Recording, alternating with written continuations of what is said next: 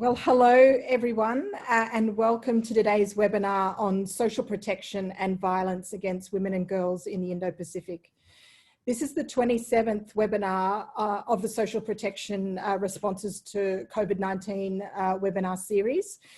The series is a joint effort initiated by IPCIG, the GIZ on behalf of the German Federal Ministry of Economic Cooperation and Development, BMZ, and the Australian Department of Foreign Affairs and Trade in collaboration with socialprotection.org platform and in cooperation with partners from different organisations. Today's discussion is co-hosted by DFAT's Education, Social Protection and Human Development Finance branch, and of course the Gender Equality branch, and the Pacific Operations and Development branch. My name is Julianne Guevara and I am Australia's Ambassador for Gender Equality. I would like to start today by acknowledging the traditional custodians of the land on which I'm speaking to you from today, the Ngunnawal people, and recognise their ongoing and continuing connection with land, water and community. And I pay my respects to their elders past, present and emerging. Just a couple of housekeeping items before we get started. Today's session, of course, is being recorded and the recording will be made publicly available on the socialprotection.org website. To prevent any background noise and feedback, I know we're all getting increasingly accustomed to these types of issues, but if you could please put yourself on mute if you haven't already done so. We will have time for questions after the presentation, so please send your questions throughout to the Q&A function at the bottom of your screen. You'll see there's a Q&A function there. Of course, we're very mindful that people listening to this seminar today, the webinar, may find some of its content distressing. So please reach out to support services in your jurisdiction, such as a hotline or online services, or reach out to a person you trust. And if you are in danger, of course, please contact emergency health services in your location.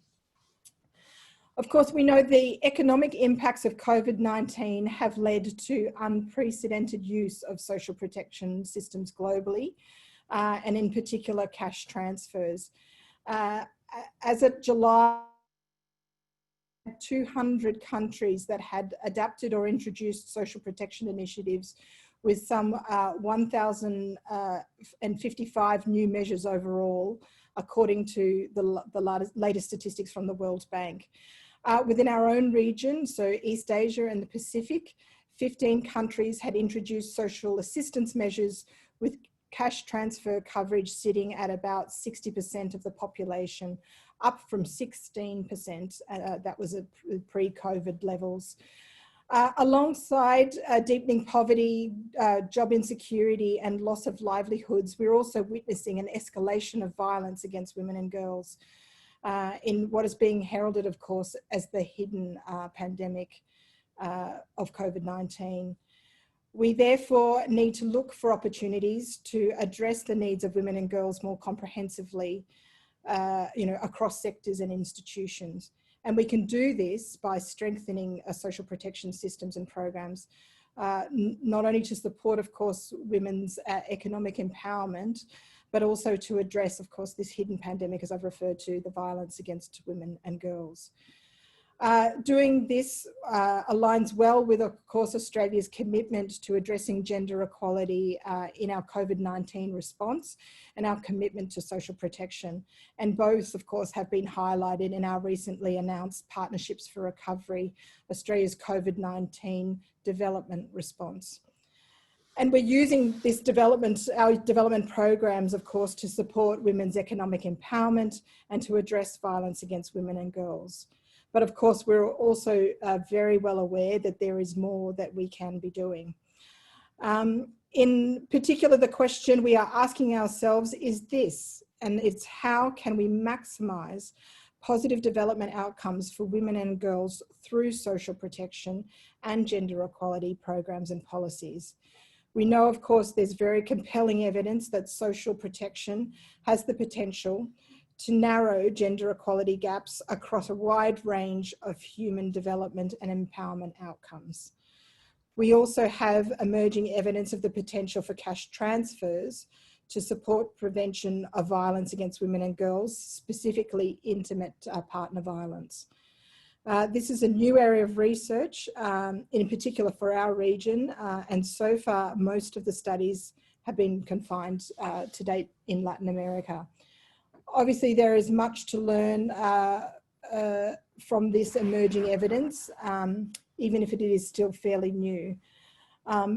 But because there is real no harm risks, this evidence needs to inform the design of our new social protection approaches. And this webinar, of course, will provide an in-depth look at some of these issues, and so that we can implement relevant learnings in our new social protection responses to COVID-19. Without further ado, I'd like to hand across to Sarah Goulding, who is our Assistant Secretary of DFAT's Education, Social Protection and Human Development Finance branch. It's a very long name of this branch, to introduce our speakers and to moderate the discussion. So I'm handing over to Sarah, quite literally here with the computer. So over to you, Sarah. Thank you so much, Julianne, and it is an absolute pleasure to be with you all today, this morning, this evening, this afternoon, depending on where you are with the world. And thank you so much, Julianne, for that generous introduction and welcome to country.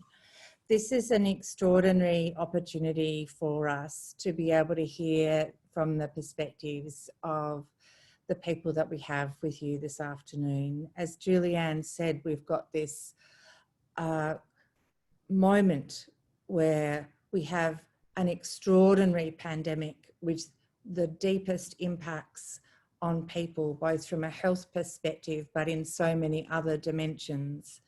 And in response, we are seeing governments that hadn't thought about using cash transfers and social protection mechanisms wanting to use them. And because of the evidence we know about what that means for gender equality, that is a really exciting opportunity. But we also know at this same time that because of the impacts of the pandemic, the increase of the hidden pandemic of sexual and gender-based violence is also occurring.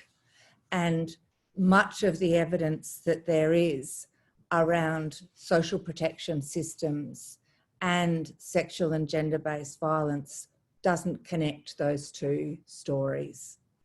So being able to hear from our panellists today will give us a great opportunity to share their insights on the work that we're all doing. At a time where there's a lot that we don't know, and a time that we really need to try and harness that evidence to shape and engage with the work that is in development and in formation. Whether it's through more data and studies on cash transfers and intimate partner violence in different countries, whether it's looking at the impacts that there are on intra-household bargaining power, on gender norms, on experiences of stress. You know, there is a lot to know and a lot to learn, particularly as many of the programs that we have aren't powered and designed to look at these impacts from whether they're positive or negative on gender norms and on sexual and gender-based violence and violence against women and girls. We've got 4 expert panellists who are going to present from a wide range of perspectives. These perspectives are going to be really rich. They cross research and evidence, different regional comparisons. We have a perspective from Fiji and violence against women and girls responsive humanitarian interventions. Sadly, as we know from the Pacific and other countries, just because there's a global pandemic doesn't mean you don't also get a country hit by natural disasters and other crises. You know, these things are happening together. We also have the opportunity to hear from many others. So in terms of our today's proceedings, I'm going to hand over to our 4 panellists. I'm so much looking forward to hearing from each of them. They're each going to present to you all for 10 minutes each and give us one actionable recommendation to take away. So I will be listening for it, writing it down. So we can really feel like this is an opportunity to listen, to learn, to reflect, but most importantly, after that, to take action. At the end, there'll be an opportunity for moderated question and answers. And then we'll have some concluding remarks, again, from Julianne as the Ambassador for Gender Equality. So for our very first speaker, I am delighted and honoured to be able to introduce Dr. Amber Peterman. Hi. She's an Associate Adjunct Professor at the University of North Carolina and an Independent Social Policy Specialist. Her research focuses on the intersection of gender and development with an emphasis on gender-based violence and adolescent health and wellbeing. She's affiliated with the Transfer Project at the University of North Carolina, for those of you that are familiar with it, and co-leads the Cash Transfer and Intimate Partner Violence Research Collaborative. She was involved in the landmark 2018 research report, a mixed methods review of cash transfers and IPV in low and middle income countries with UNICEF. This research really does provide a powerful launching point for understanding what that evidence is for us today and some pathways. So Amber, without any further ado, we are in your hands for 10 minutes. Can you share with us the current evidence base on the role of cash transfers and IPV? What's your take on what that research says about factors and conditions that influence positive impacts on gender norms and SGBV and negative impacts? Where do you see the gaps in knowledge, and where is there the potential for unintended positive and negative consequences with cash transfers? Over to you. Thank you, Sarah. Those are some big questions. I'll try to do my best. So thanks for everyone for tuning in this crazy time. So it's my pleasure to kick off with sort of an evidence view drawn on the work that I've done with the Cash Transfer and Intimate Partner Violence Collaborative, which is a group of researchers represented by some of those logos you see on the slide, first slide there. So next slide. So just to set the stage a bit, as the ambassador said, why is this an exciting time to talk about the intersection of social protection and violence? And I think for many of you tuning in with the violence background, we saw that there's this kind of unprecedented global response. So 200 countries, over 1,000 social protection measures. The World Bank, led by Ugo Gentilini and colleagues, has really done a heroic job at kind of tracking all these different efforts that have been put in place in nearly every country. And what we're seeing is basically around 60% of those are cash transfer measures, and they tend to be relatively short, but also generous. And if you see kind of on the graph there, actually the East Asian Pacific countries have had quite a substantial response, more so than the global average, with kind of a leap in 44% of coverage of social protection, referring to cash transfers specifically where we have data. Unfortunately, while this is encouraging, there's also what we've seen so far is that by and large, these social protection responses have not been so gender sensitive. So this may not be too surprising because there's been kind of a mad dash to address the economic security components with tight budgets, but it is kind of a missed opportunity so far. Next slide. So what I wanted to do with the rest of my presentation was basically talk about a broad evidence view on what we know linking cash transfers to IPV and to violence against children, building on 2 recent reviews. And I just wanted to give you my takeaway research messages first. So number 1, there's now a robust evidence base linking standard kind of poverty targeted cash transfers to reductions in IPV, however, less so for violence against children. The evidence base there isn't quite as strong. Number 2, reductions in IPVs tend to occur through 3 main pathways, and they're quite intuitive pathways, and I'm going to talk through each of them in more detail. However, the caveat here is that the regional and program design evidence gaps exist, especially in East Asia and the Pacific, so there's a lot more to do there. And finally, kind of my takeaway recommendation up front is that I believe COVID has really shown the essential nature of marrying these 2 approaches, so economics and violence, and that we should be really taking this opportunity to advocate for program design that are violence sensitive, as well as generate evidence to fill this gap around the intersection. Next slide. So first I want to show you kind of the high level results of what we learned from this mixed method review that was published in 2018. So we had 22 studies linking cash transfers to IPV. And these were studies that were rigorously evaluated, primarily development programming rather than humanitarian programming. And they included a good mix of both conditional programs and unconditional programs. About half of them were government run, and the programs typically gave small amounts of cash, monthly or bi-monthly, over the course of several years, primarily to women. So they were primarily targeting women. While many of these programs had additional components, an important thing to note is that none of them were explicitly designed with violence in mind, okay? So they were designed with objectives of poverty reduction, food security, and so on. So if you look at the left-hand side graph, this shows kind of the high-level results from the 14 quantitative and the 8 qualitative studies that we found. And what you can see are that the majority of studies, so 73% of them, showed at least 1 decrease in IPV. 2 of the studies showed mixed findings, meaning there was both increases and decreases within the same study, depending on the measure, and 4 of the studies found no relationship.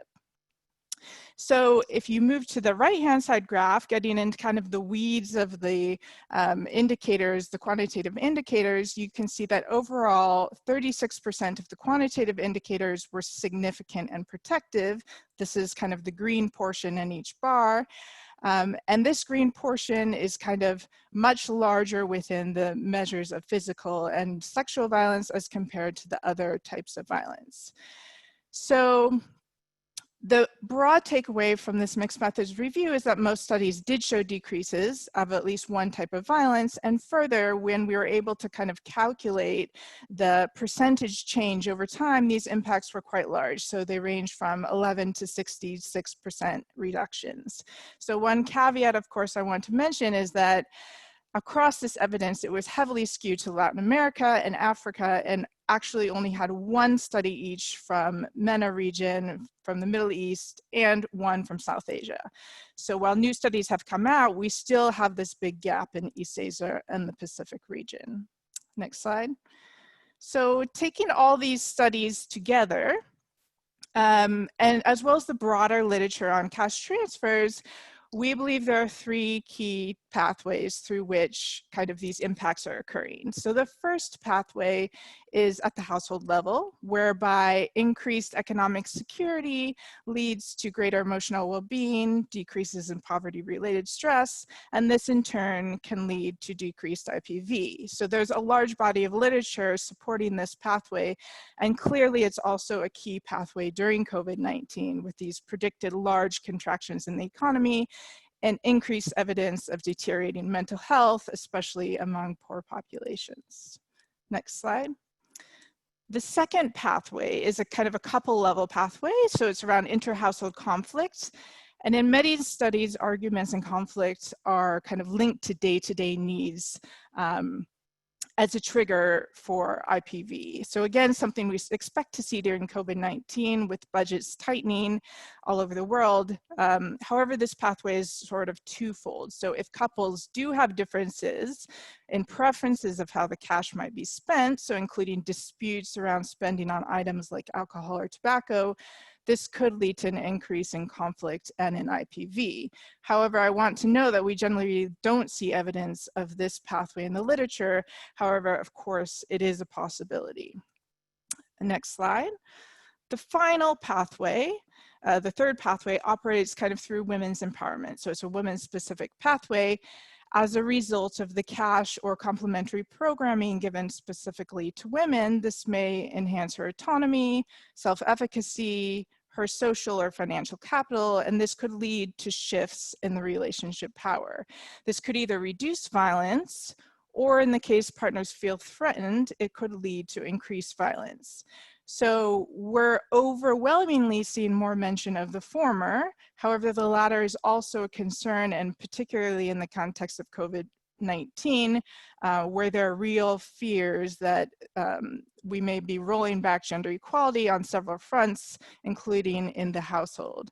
So we see this rather as an opportunity where social protection can be used to mitigate against some of these unanticipated effects. However, we can't rule out the plausibility that in some settings where there's very restrictive gender norms, we could have this potential negative effect. Next slide. So what about violence against children? The evidence here tends to be more complex than IPV. There's many different types of violence, many different types of perpetrators, and the mechanisms are a lot more diverse. However, this graph sort of summarized what we found from a review of 11 studies across 57 indicators. We basically see that there is promising results for adolescent girls in terms of mitigating against sexual exploitation and abuse. And so kind of those are the blue portions of these bars. However, there's less evidence for, say, violent discipline and really lack of robust number of studies and indicators measuring other types of violence. So despite some promising impacts for adolescent girls, here the evidence base is much weaker. It's also weaker in evidence, kind of the methodological side, because many of the studies didn't measure kind of robust indicators that we'd like them to be measuring. And unfortunately, similar to IPV, there's large regional gaps, including in East Asia and the Pacific. So we're really not seeing kind of programs being both designed and evaluated that look holistically at violence against children and violence against women in the same studies. So lots of evidence gaps. Next slide. So to wrap up, here are kind of my main messages again. There's promising global evidence that suggests social protection can play this key role in reducing violence against women, even when programs are not designed intentionally to do so. However, there's kind of evidence gaps for violence against children and girls specifically. However, despite these evidence gaps, there are some ongoing studies in the region that might be able to close some of these in the future. There is reason to believe that these beneficial effects will extend to COVID-19 programming if that programming is substantial enough in terms of value and importantly is sustained over these kind of one-off type payments. And it is exciting that we're finally seeing this willingness to actually address violence explicitly in social protection programming across a diverse range of program design components. And so my overall recommendation again is that we should really be taking this opportunity, not only to design with intention, but also to produce this evidence where ethically possible to ensure that we know how to both safeguard participants and to kind of advance the joint agenda around economics and violence. And maybe you can just go on to the last slide. where I've listed some of the Cash Transfer Collaborative researchers, and I just wanted to put those names up to acknowledge them before passing back to Sarah and other colleagues to get into the nitty-gritties of the realities on the ground and implementation. Thank you. Amber, thank you so much for that very insightful presentation on the global evidence base. It's really clear when you look at the dates on some of that research, just how new this is in terms of a truly emerging international body of evidence looking at the impacts on violence against women and violence against children. And it's also really powerful to see what emerging evidence there is that is unintended and positive in reducing sexual and gender-based violence. And you're right, the opportunity to, as you said so powerfully, design with intention and to advocate to design with intention and to build that evidence base, particularly in the areas and countries where it isn't, is a really powerful one. Thank you. I look forward to the questions a little later. This is now going to bring us to our next panelist, Melissa. Hey. For the past 20 years, Melissa's been focused on working against violence against women and girls with programming, interventions, policy, legislation, development and implementation and technical assistance in the Asia and the Pacific. Currently, Melissa is working as the Ending Violence Against Women and Girls Regional Program Manager for UN Women in the Asia Pacific Regional Office. Today, Melissa is going to talk about a comparative regional perspective on approaches and emerging best practice from UN Women's field experiences in both Asia and the Pacific in mainstream social protection systems, linking research to policy and programming design. And again, I'm going to be looking for that one exciting action. So questions for you, Melissa. How can social protection contribute to addressing to what is being called the shadow pandemic of violence against women and girls in the Indo-Pacific during COVID-19? And what are the differences that you can see in the Pacific and in Asia that need to be considered, given that the mainstream social protection systems that we have in both regions are at very, very different levels of development and maturity as government systems? Over to you. Thank you so much, Sarah and Julianne and DFAT and all of the panelists here who've made this session possible. I'm very excited to be part of it. I want to start out by saying that my specialty, as you've introduced, is on violence against women. But I think it's helpful to hear that over the years, I and a lot of my colleagues who work on violence against women have become increasingly interested in linking and in the evidence related to women's economic empowerment and violence against women. We are seeing with intense interest the powerful evidence that's out there to prevent violence when these issues are explicitly pulled together, when they are linked in the design, similar to what Amber has just talked about in terms of social protection. And so while I'm not a social protection specialist per se, very aware of this compelling evidence between social protection, cash transfers, and intimate partner violence, as we're talking about today. However, when speaking with colleagues, even in-house, who are experts on the social protection side, we've really realized that these areas are growing sort of in parallel. And so we're very interested to have more conversations like the one we're having today to better understand how we can use this evidence to create smarter programs that work better for women and girls, women and children, and to prevent harm, to prevent suffering, and to really leverage the power of these interventions and the power we know they hold. So next slide, please. I'm going to start with a very broad overview of what we understand the scenario to look like in terms of violence against women in this region. So as many of you will know, and many of you may have even seen this before, violence against women is widespread in every country globally and in this region. We see extremely high rates of violence against women in many countries across this region, and in every country.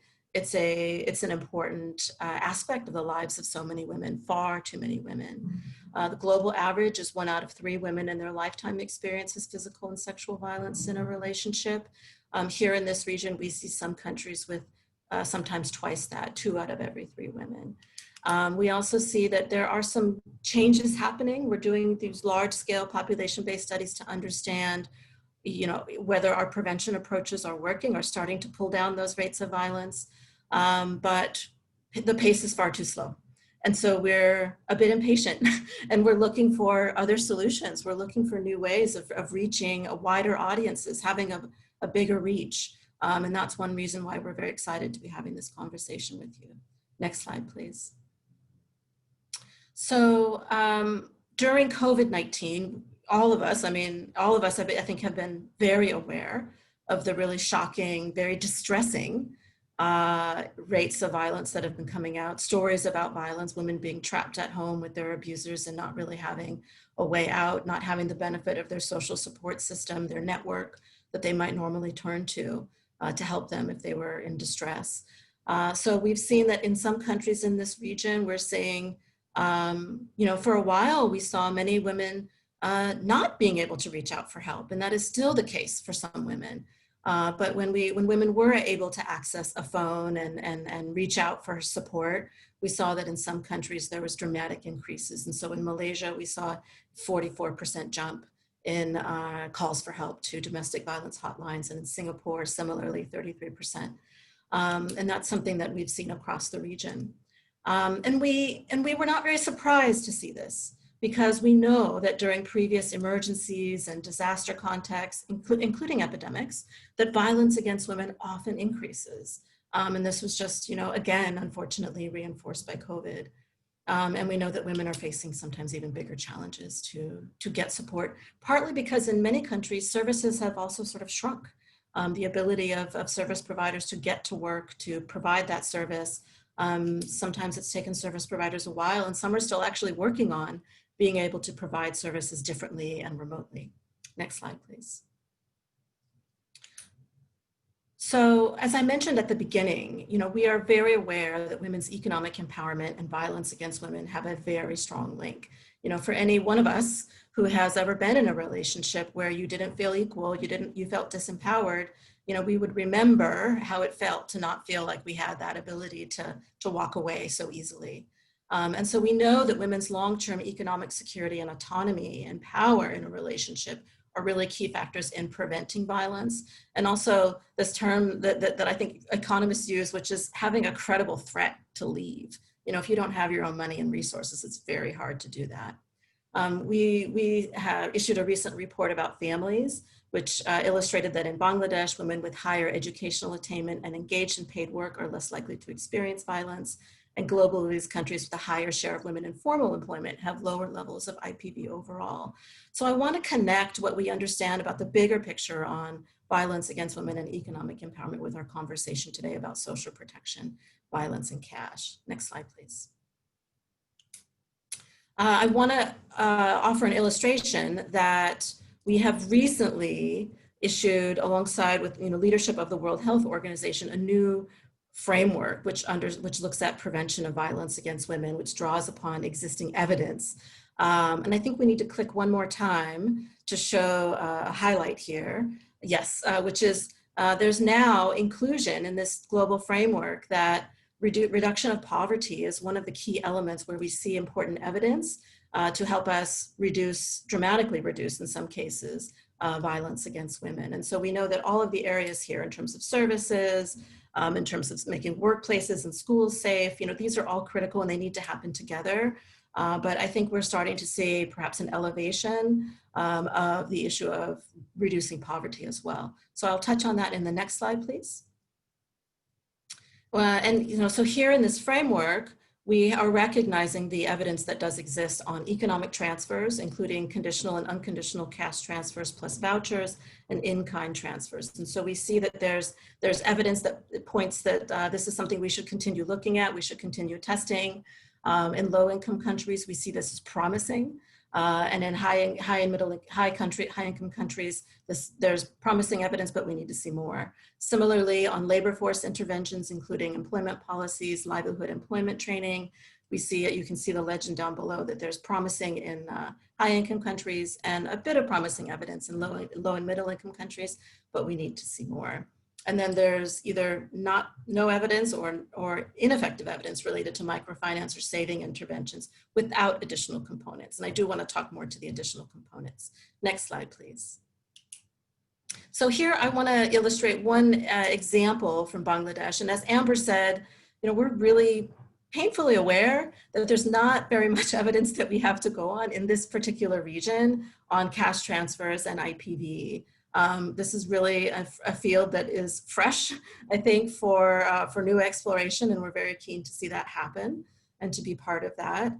This example from Bangladesh was testing what would happen when you combined a nutrition and a cash transfer program with a behavior change communication. And so they compared women who received a cash transfer and then alongside that with or without an intensive behavior change communication process.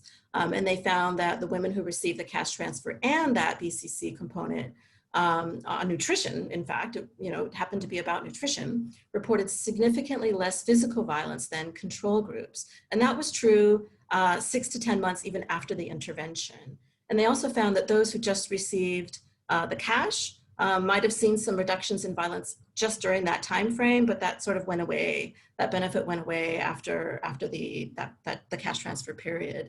And so here we really see an important illustration of the power of complementary programming and building not just the cash, bringing not just the cash, but also something that goes alongside that to work on a number of issues. And in some cases, perhaps just bringing women together to build their social network and talk about nutrition and parenting might have been a really important value that in the end helped women feel more confident, and also had an effect on men's perceived greater social costs of violence and overall household well-being. Next slide, please. So, I've reached out to colleagues globally to try to understand what are some of the important lessons that we're learning. As Amber noted, we have a lot of experience, much more experience in Latin America, in the Middle East, and Africa than in this region. And so we're really trying to understand what can we bring and what can we learn from this.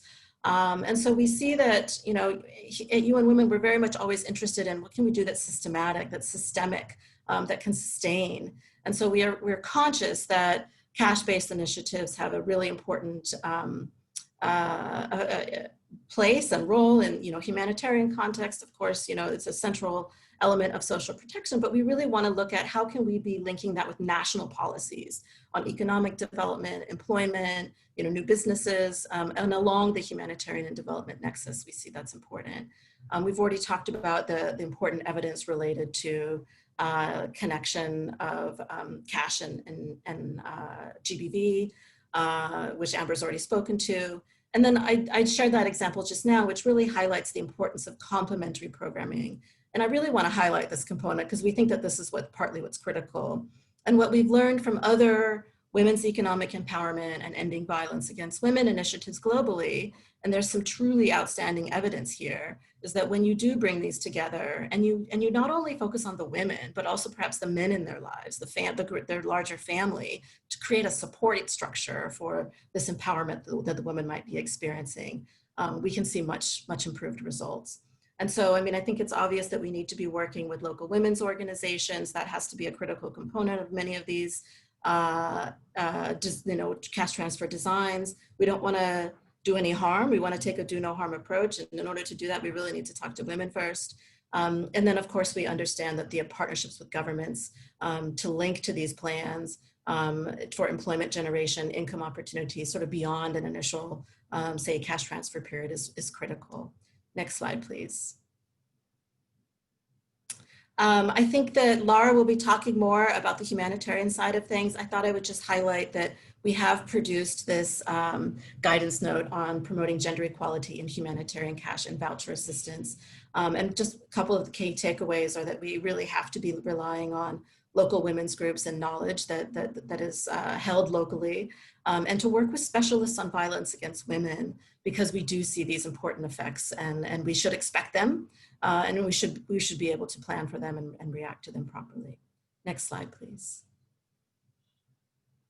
And then I wanted to take a minute to just say that as part of this whole, structure, attention to violence against women and women's economic empowerment, we've seen some really important lessons about what can happen with women who are employed. And I just wanted to give a quick message that for women who are actually employed, there's a lot of work to do to support businesses to take a more active role. We know that Australia has really been a leader in this regard. We're very much paying attention to what Australian companies are doing, but I thought I would just make a mention about this recent resource that we produced, which looked at what businesses across Asia and the Pacific are doing to address domestic violence.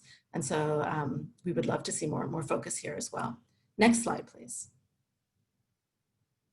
So this is my final slide. You were asking for some key recommendations. I think Amber has already spoken to some really important recommendations related to making sure that we're getting in at the design stage. I would just add that we do want to see that there are experts on either gender-based violence, violence against women involved there, because this can make a big impact on how we shape things. And then I think the emphasis that I'd like to make is that cash plus complementary programming brings a really incredible value to mitigating the risk that we know is there and to produce stronger outcomes for women and families. So I'm going to stop there, and thank you so much for your attention.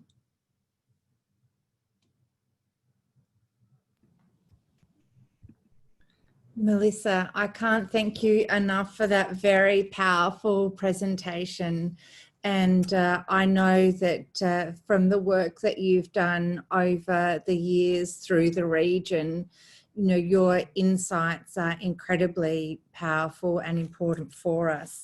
The thing that I really took out of that is from the analysis that you've done on the power of the complementary programming. So, and again, building on what Amber said, if you're getting these results without that intention, if you design with that intention, alongside complementary programming, with proper expertise, measuring for those intended or unintended results, there could be something really very, very powerful. And to see it incorporated in the respect framework from UN Women as a strategy for the effective reduction of violence against women is an incredibly powerful policy message, as well as one for us as programmers. So thank you so very, very much for Thank you. What you've shared. It's now an absolute pleasure to travel all the way virtually to sunny Suva, to Nalini Singh, our next presenter, the Executive Director of the esteemed organisation, the Fiji Women's Rights Movement. Nalini is a social development specialist with over 17 years experience working with women's rights in the Indo-Pacific. And the Fiji Women's Rights Movement is a multi-ethnic, multicultural organisation that's played a powerful role since it was founded in 1986 to remove discrimination against women by looking at a really broad range, a broad canvas of work, including on attitudinal change and institutional reform. Through We Rise, which is a Fiji-based feminist coalition, It builds a movement. It's supported by Australia with the Department of Foreign Affairs and Trade. FWRM has been advocating for a really clear and explicit focus on gender equality and women's empowerment in the government's social protection system. It's a unique case study of influence and perspective in one of the few countries, the few Pacific Island countries, that in fact has a formal national government-led and owned social protection system that predates the pandemic. So, Nalini, very, very much looking forward to hearing from you on how you see the social protection system is faring in the COVID response from a gender perspective, and what you and your allies and partners are hearing that the opportunities and challenges are of reaching survivors of sexual and gender-based violence with social transverse support. So Nalini, the question for you, and we will be listening out for your one recommendation, as hard as that is, we're looking forward to hearing you talk through with us today the social protection system that Fiji has, and in particular your take from a gender perspective. And do you think there are promising examples on the ground emerging of how this scheme is addressing violence against women and girls or the gendered aspects of the pandemic? Over to you, Nalini. Thank you so much. And in fact, it's a gloomy, cloudy day here in Suva. So, and a bit cool at this part of the, I guess, the Southern Hemisphere. I would like to begin by outlining perhaps the contextual analysis of how violence against women intersects with access to justice for women, and how that is correlating with the social protection schemes that we have here in Fiji. So that sort of sets out a better picture for you to understand where our challenges and opportunities lie. As Melissa pointed out in her map, Fiji, it has high rates of incidents of violence at 64%. Of women here who have experienced physical or sexual intimate partner violence in their lifetime. And, this has been an area of work that not only FWRM, but the Fiji Women's Crisis Center and a number of other organizations have been doing for decades. And now my organization, the Fiji Women's Rights Movement, has moved into looking at access to justice for women in this area. And we find on an average 9 out of 10 victim survivors are women and girls, and 9 out of 10 perpetrators are men.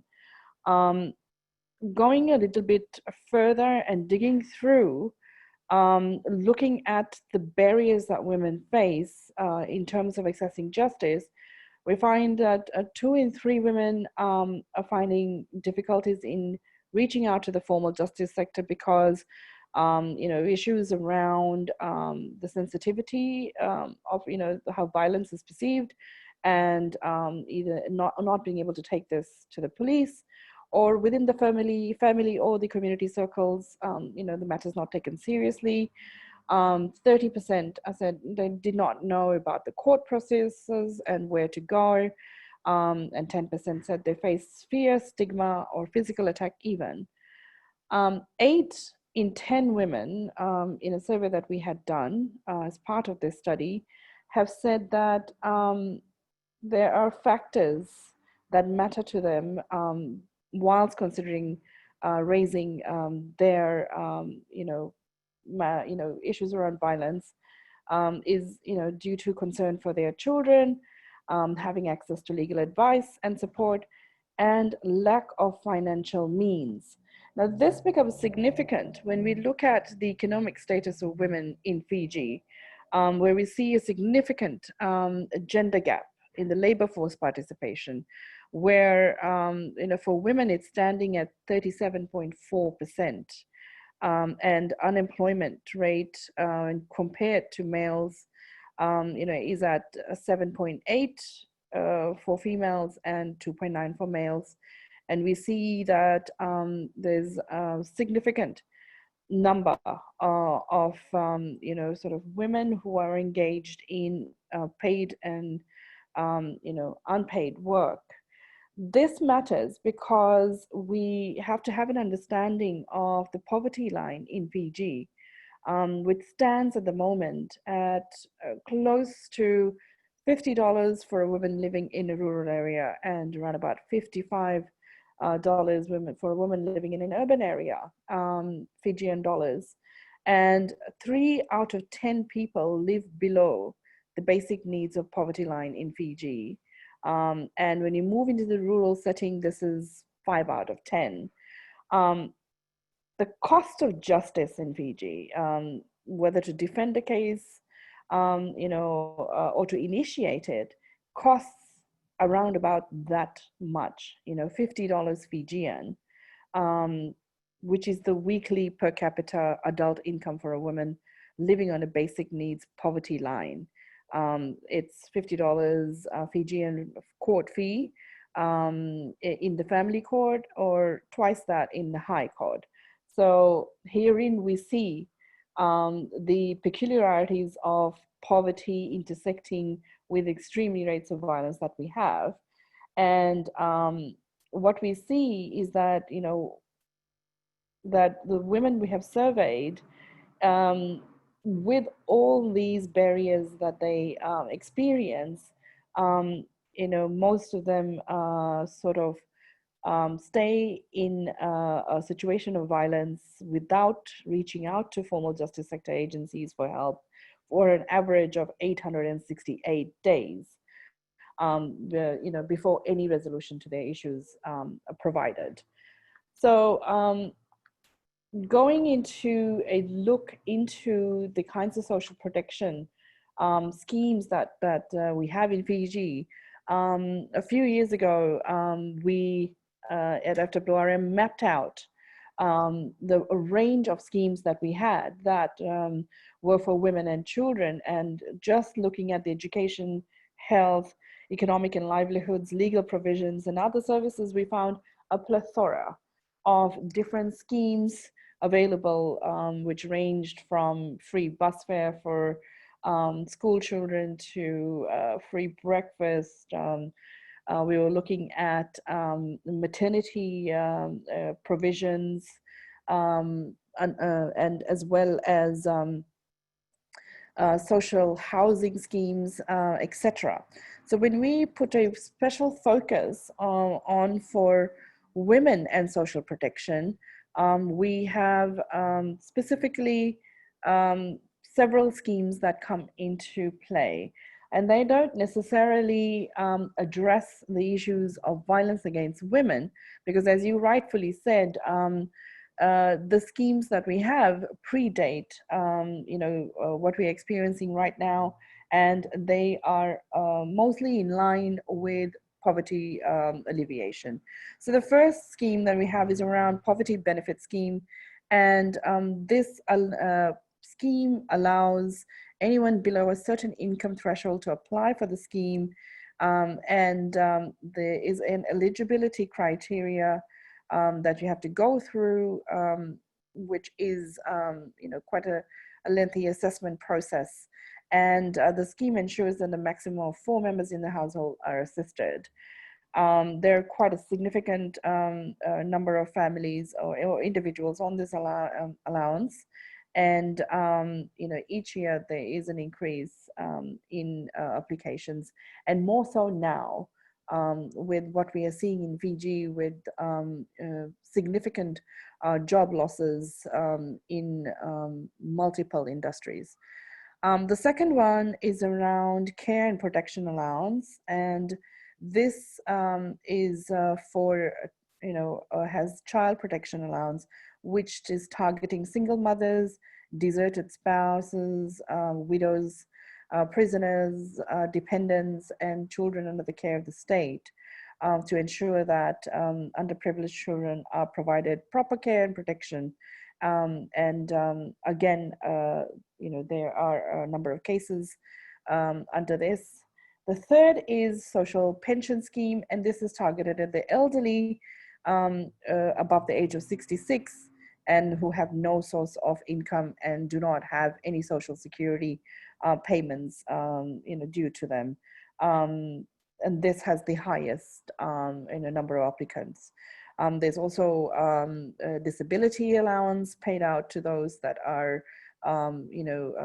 have disabilities, but this does not cater for those that are disabled through, say, for example, NCD related illnesses, because as you would know, Fiji stands at a very high threshold for NCD related amputations, and that's a concern. Maybe more directly linked is what we have in the pipeline for a couple of years is an allowance for those women that are applying for domestic violence restraining orders. And there is some move to move some cash transfer for those women who would, say, for example, be fitting in under the poverty benefit scheme. And if they are applying for a DVRO, they could be recipients of that. And this was to be streamlined, not under social welfare department, but moved into our family courts under the judiciary to have a more streamlined process.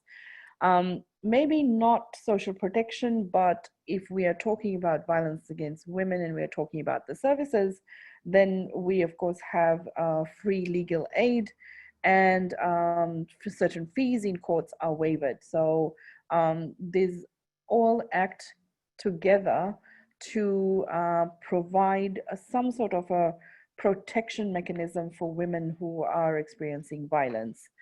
I would perhaps like to speak about where we are at the moment in Fiji as it presents itself as an opportunity. Fiji is moving ahead to putting together its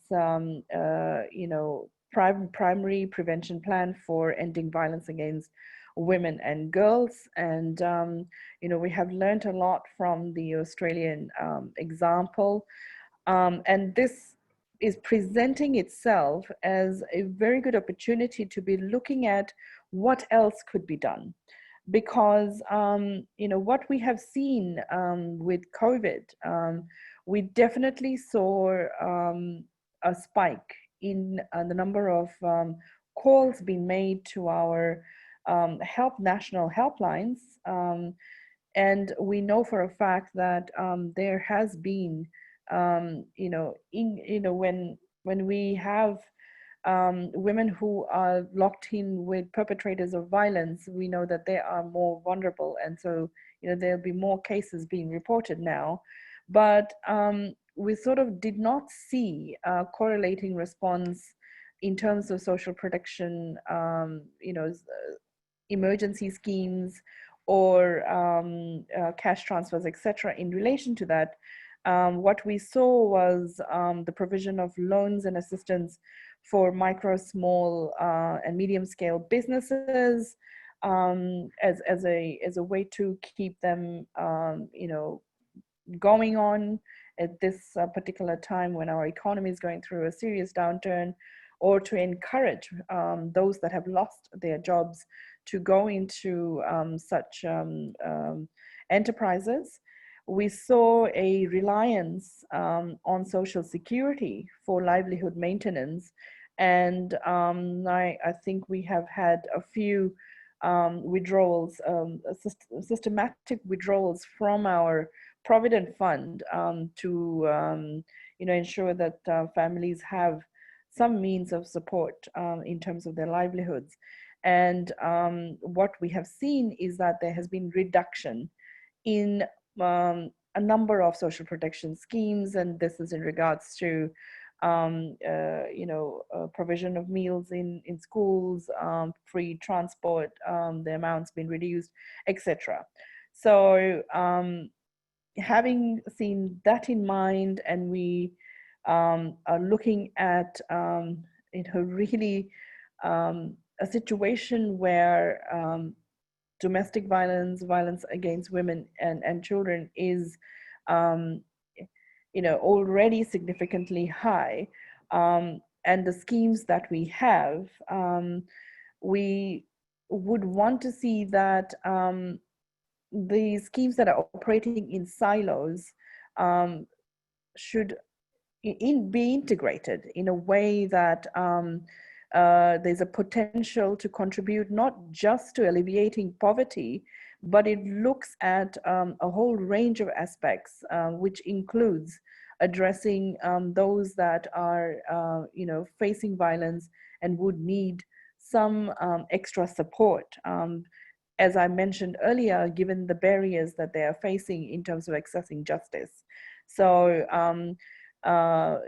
we need an integrated social protection system which sustainably contributes towards the advancement of gender equality, elimination of existing forms of discrimination, protection of human rights and well-being of all citizens of Fiji, particularly women, as opposed to the current sectoral approach we have, while operating in silos. The second would be the limitations in the social protection scheme if we are talking about the monetary amounts that are being provided. So if we look at the whole plethora of schemes that we have, they are really I would say significantly low in terms of the payment and does not reflect the reality of what the costs are in country. So for example, the recipients for the disability allowance of $50 Fijian per month, that is hardly enough to cover for daily and financial and medical costs. So there has to be a way in which we allocate realistic amounts for the various schemes to ensure that they are providing for the people that it is meant for. And I would say finally that we do need a review of our social protection schemes in Fiji.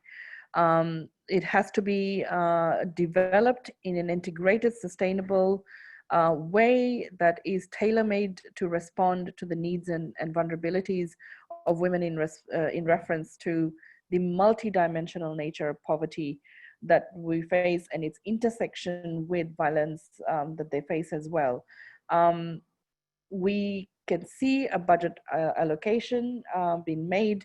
However, we really need to see that the data generated is used in a way that breaks down the siloed approach, provides a meaningful allocation for those that are in those schemes to have dignified lives, and they can help themselves move out of a violent situation and move towards living in a peaceful way.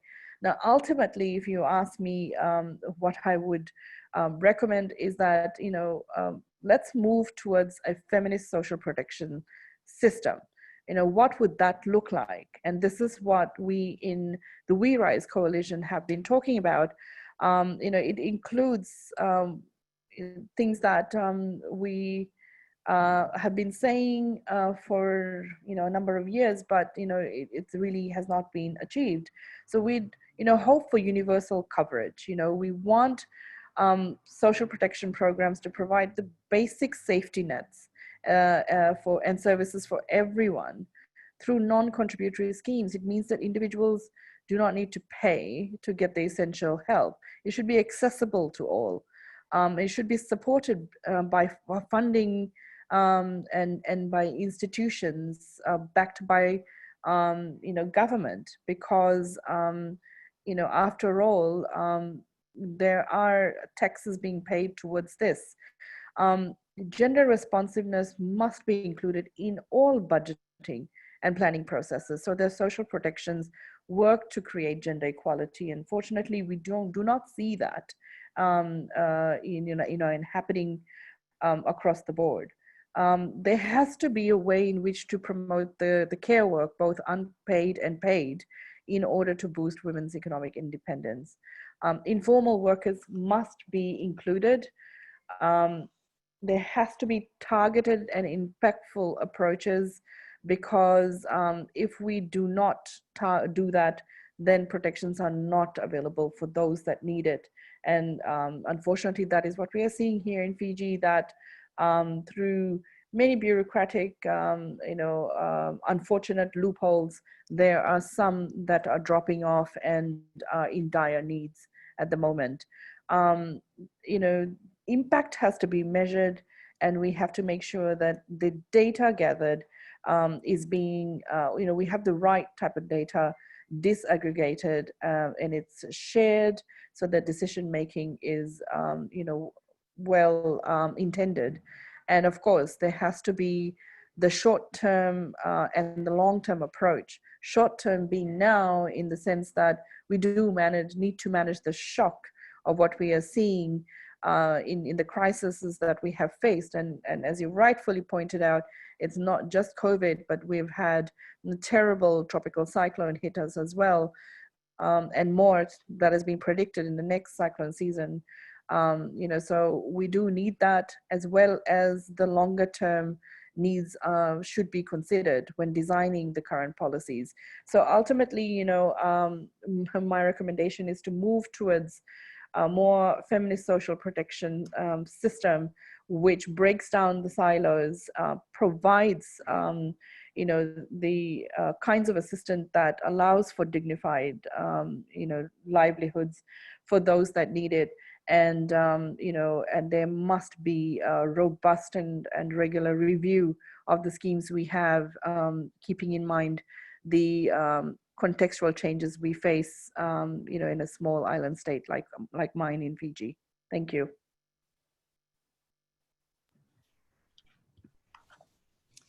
Nalini, thank you so very much for that very powerful set of insights. And I think your recommendation around breaking down the silos is something that speaks very importantly to the need to look at the opportunity this pandemic presents when governments themselves are under financial pressure to make sure that the schemes that are being provided are ones that actually are fit for purpose, respond to the short-term needs and the long-term needs, and integrate from the start, the perspectives and opportunity to address sexual and gender-based violence and access to justice. Thank you so much, Nalini. It's really exciting to hear from you about the work that you and FWRM have been leading with the government on this front. And thank you so very much for sharing that perspective with us today. And I'm sure we'll look forward to hearing more from you and FWRM in the future. So now we move to our fourth and final panelist. It is my absolute pleasure to welcome Lara Quarterman. She's an independent consultant who specialises in gender protection and inclusion.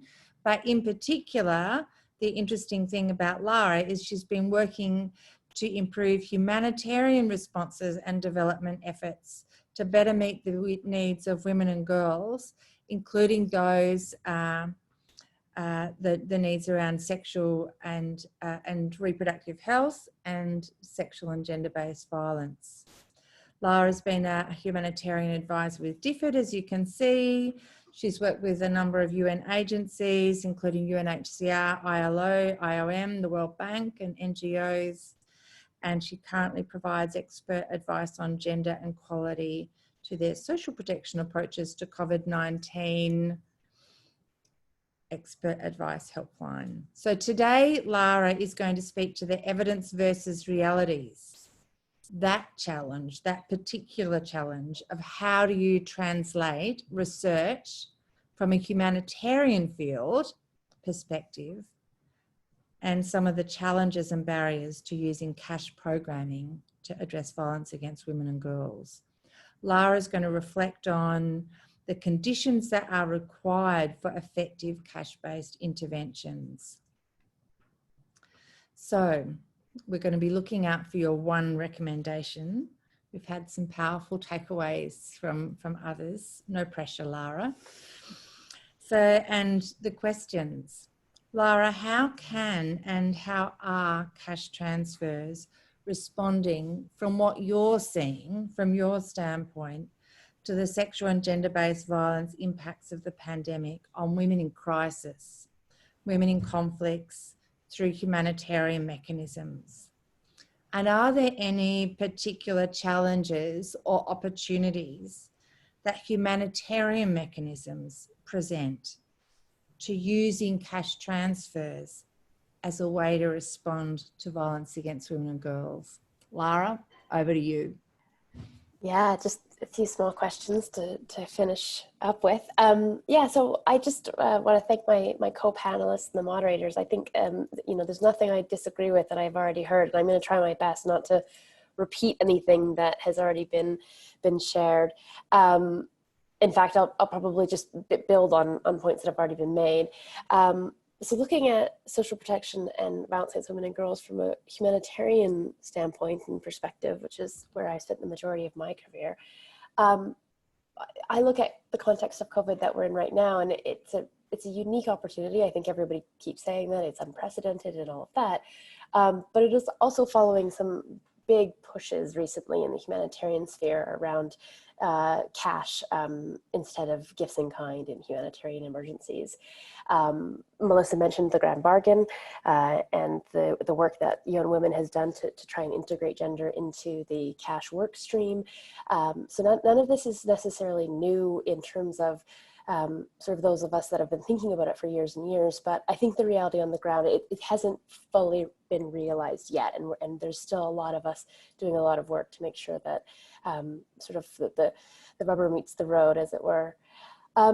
And interestingly, on the side of COVID, it's already been said, the sort of shadow or hidden pandemic within the context of COVID, but COVID has probably been the crisis. I mean, on its largest scale, the definition of crisis, it's been the first time where a lot of those of us who've worked in the women's rights movement and working on violence against women and girls have seen so much discourse around sort of the experiences of women and girls and how violence may or may not be increasing.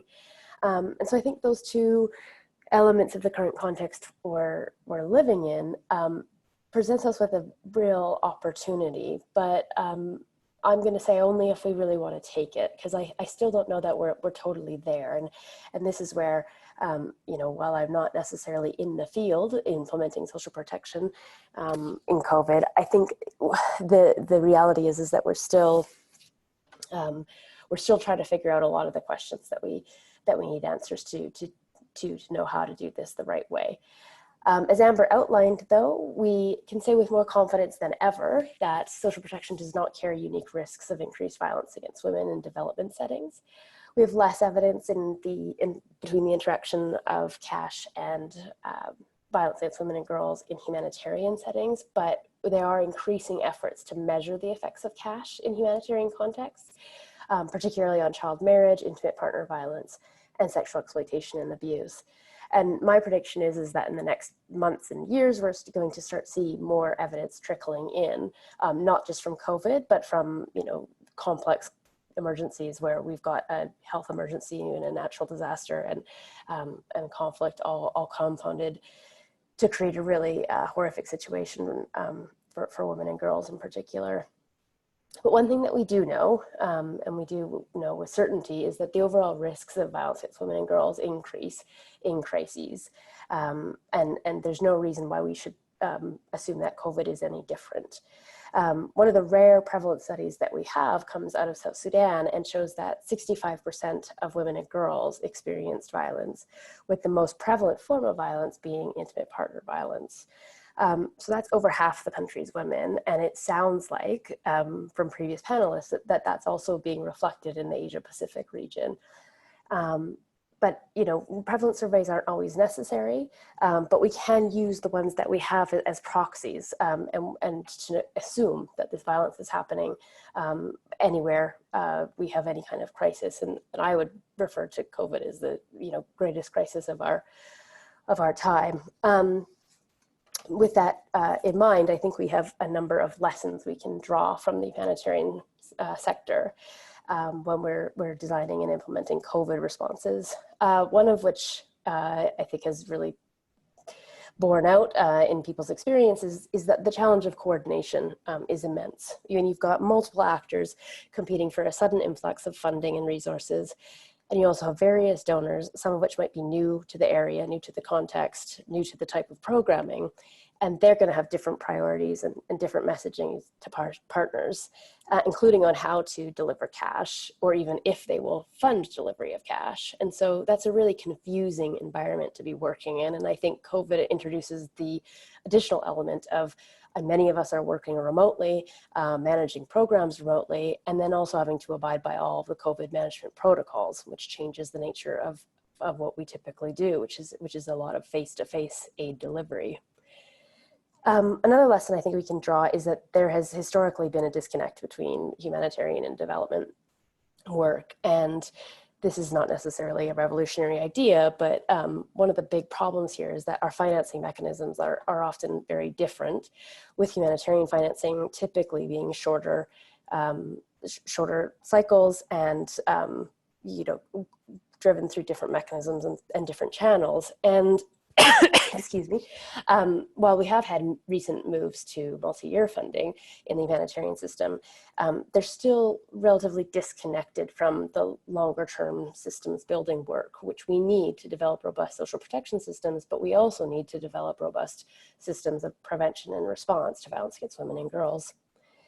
Another thing that we know and has been recently documented in the humanitarian sphere is that very little funding out of the total pool of funding for humanitarian emergencies goes to violence against women and girls prevention, response, and risk mitigation, and probably even less to women's rights organizations themselves. And so we need to be careful that we don't divert funds from violence against women and girls work to social protection or cash interventions as a means to address the violence itself. The reality is that we need both, and we need to have a holistic response. And we need coordination between the social protection actors and the violence against women and girls actors. And those sectors, and this is I think what Nalini was referring to, is that we need to make sure that the survivors of violence are able to access social protection interventions, and that our social protection programming is inclusive of them, and potentially giving them priority or finding other methods to reach them.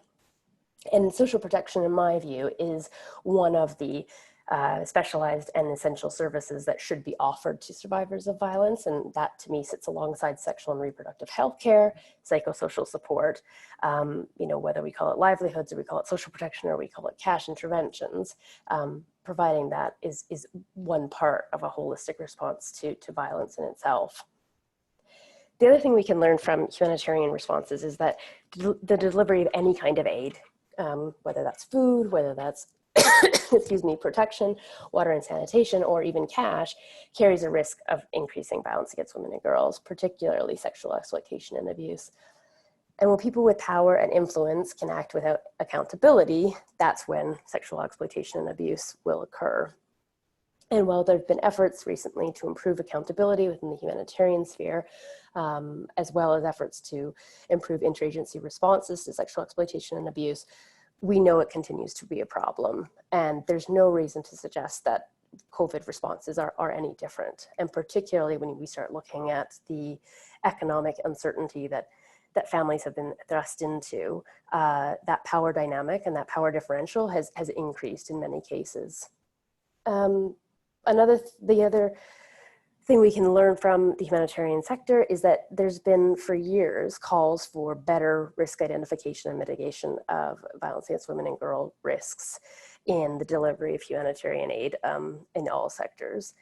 And we now have a plethora of materials and guidance and tools that we can now use to ensure that the design of our programs is identifying all of those risks and offering mitigation solutions to make sure that while we may not be able to entirely eliminate it, because there will always be that power differential, that we can reduce it as much as possible.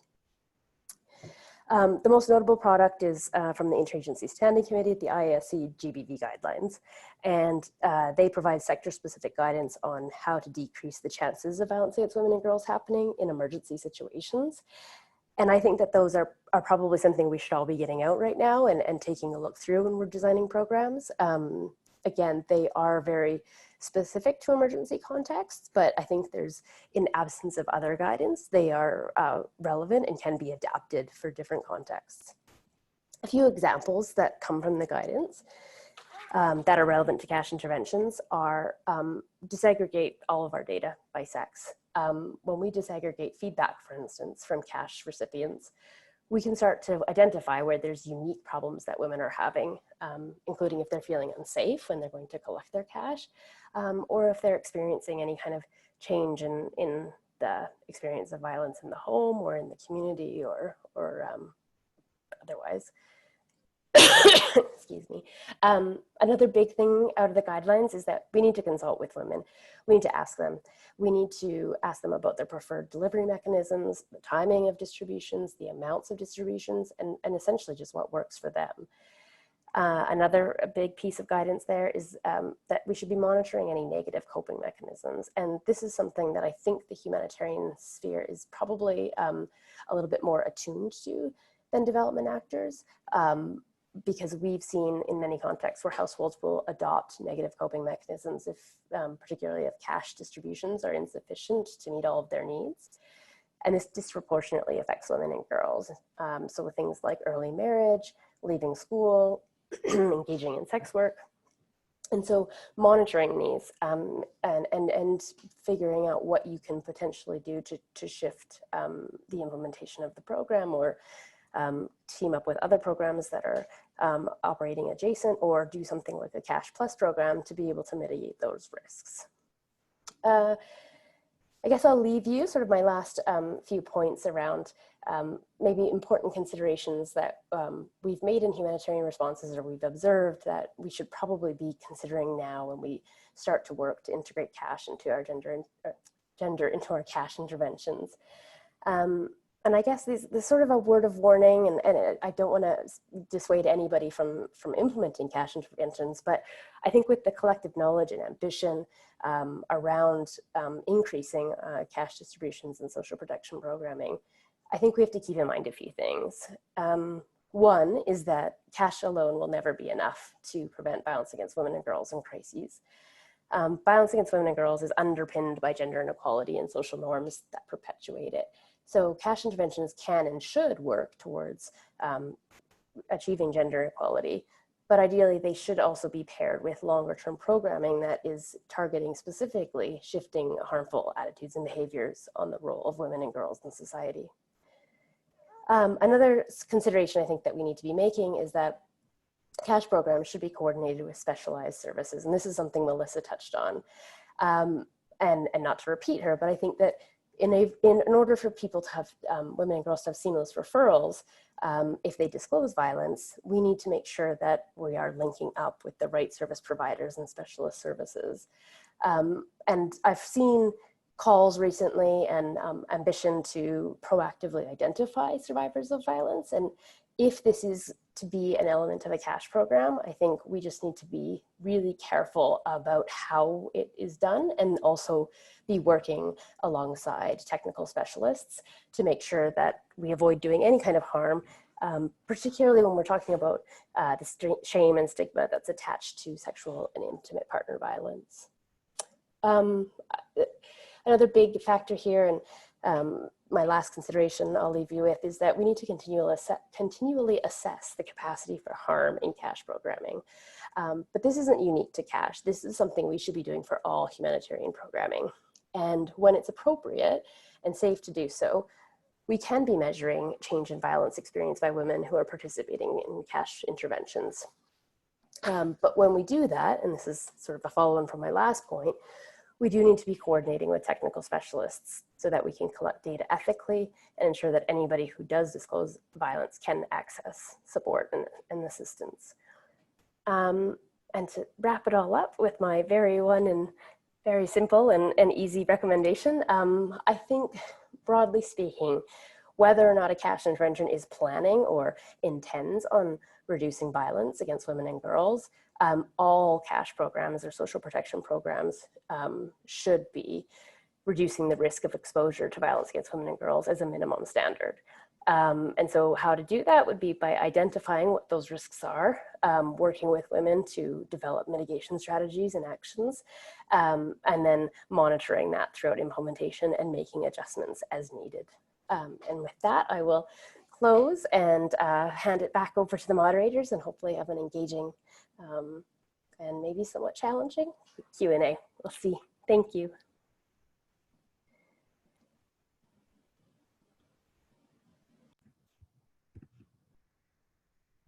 Thank you so very, very much for that, Lara. That was a really powerful presentation. And I think, you made some really critical points there around the challenge of the interaction between humanitarian response mechanisms that are often short-term and the longer-term government systems and responses. The importance of making sure that things are properly connected. And even the simplest of measures, disaggregating data, all of it can actually give you incredibly powerful information. But that has to be done alongside the power of actually listening and engaging with women and women's organisations on different dimensions. And I think your recommendation, your one message, all cash should reduce the risk of violence against women and girls as a minimum standard, is a really powerful takeaway with all of the different dimensions that leads. Now we are, unfortunately, over time. And this is a very sad thing because we've just got to the Q&A bit. So I'm going to just, instead of having lots of questions, just have one question, and I'm going to give sorry, two questions. I'm going to give the first of those questions to Melissa, which is a question that we had from a social protection specialist who's looking at a cash transfer program for pregnant mothers and children aged with children 0 to 2 in a country with high GBV. And because we've talked about designing with intent, that was a message from Amber, from Melissa, from Nalini, and also from Lara in different ways. What are your recommendations on designing with intent for this program to mitigate the risks of increased GBV with cash, and see if we can address that effectively? So over to you, Melissa, but just on a quick message of response, because we're over time, and we'll ask one more over. Okay, thank you, Sarah, and thank you so much. I just have to say thank you to all of the brilliant presenters. I've really enjoyed this session. Just to respond to that question, and to do so quickly, two things really leap out at me from the evidence and what we know about other interventions to address economic empowerment and violence, as well as social protection. One, it can be very useful to offer the cash without conditionalities. Sometimes we might not realize that there could be a burden that women carry that might be unique to women. When we say, well, you can get this money, but you have to make sure that you're attending all the, health appointments or the school appointments or whatever.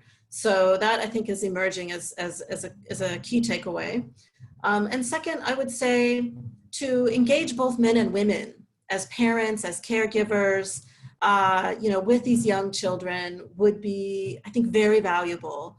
We know that, yes, men can be resistant, but we can shift that by engaging men, by engaging them as parents, perhaps do several things at once, look at positive parenting, and build in this idea of shared decision-making, shared responsibility of the kids, of the family.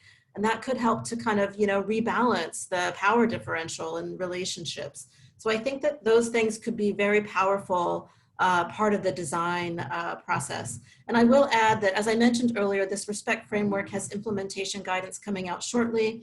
And some of that comes from the already existing INSPIRE framework, which is to support, safety in families and safe childbearing. So I'll just offer those couple of takeaways. Thank you. Thanks so much, Melissa. That's some very powerful takeaways, and I hope for the friend on this on the call who put that question forward, it's useful grist for the mill. I'll propose one other question, and this one will be for Nalini, a question that's come through from the group. And this is really, Nalini, a question reflecting on the gender dynamics and I guess kinship and different social systems that there are in Fiji. And do you see any evidence, particularly looking at those diverse portfolio of different systems that there are, between who gets assistance at the household level, who gets cash, who gets the benefit, and the interaction on violence against women and girls? It's a question for you. Over. Okay, very interesting question. Fiji, like most other countries, patriarchal, men are heads of households. And given what I had described in terms of the schemes that we have at the moment around poverty benefit, social pension, etc., men would be the one applying for that, unless there are women-headed households, or in the case of the demise of their husbands, etc., male partners, that would then change. What we see, however, is that contrary to what I've just said, as men as head of households and taking on leads when applying, in a majority of cases, if I just flip this to say, for example, looking at our social security, the Fiji National Provident Fund, and we see, complementing the number of women, around 30 to 40% women who are members of the fund, that sort of equates to the number of women that are in informal workforce and formal workforce, we see that there are certain provisions by which members of the fund are able to withdraw their funds before retirement, which is for your education or your children's education, buying a house, medical, etc. And we see that more women are taking out their social security before retirement for their families and community needs. And what has happened as a result is when women are retiring and in need of social security, they either have none or very little left and are dependent on their husbands and their male partners. And you got to remember here, the social protection hits at 65 while our retirement age is at 55. So there are significant issues therein. You're talking about violence against women.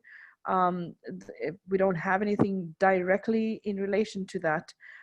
So I am hoping that once we do, we would look at perhaps the type of data analysis that International Development Women's Agency, IWDA, has done with the individual deprivation measure, which looks at poverty at an individual level.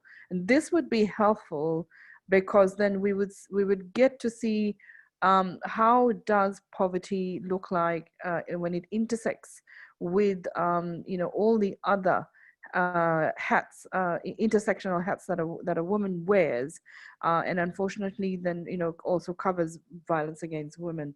And that measure would be useful if we are looking at designing special schemes for women in the purview of violence against women.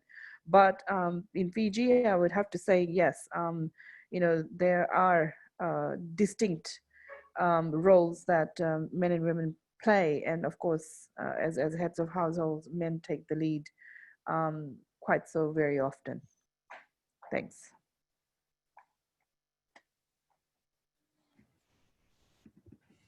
Thank you so very much, Nalini. That was a powerful response to a really powerful question. Because we're low on time, unfortunately, we won't have any more opportunity for Q&A, but I'll just run through the 4 takeaways that we've got. And it's really clear that when you have a topic like this, you have a really powerful set of messages, and it's really hard to bring it together around one actionable recommendation. But I would really like to commend the 4 panelists that we have, because I think we actually do have within this complexity 4 really clear and powerful actionable recommendations. And the first one from Amber Peterman is looking at the evidence, is that this is an opportunity to make sure that we advocate for explicit designs of social protection mechanisms that address sexual and gender-based violence against women and girls. And alongside that, to ensure that we invest to build up an ethical evidence base on implementation and its effect. From Melissa, we had a really powerful set of messages as well, looking at the impact and benefit of complementary programming and the emerging international evidence building on the analysis of what's happening in the region and its diversity. And to say that it's really important that we draw on people who have the right expertise to design those programs with intent to get those benefits, and that we include experts as we measure that impact that are experts in sexual and gender-based violence. When we look at the presentation that Nalini gave us, that extraordinary overview of all of the diverse measures that there are in Fiji at the moment, and the challenge that there is to see how they intersect with the needs of the moment, particularly looking at access to justice and sexual and gender-based violence.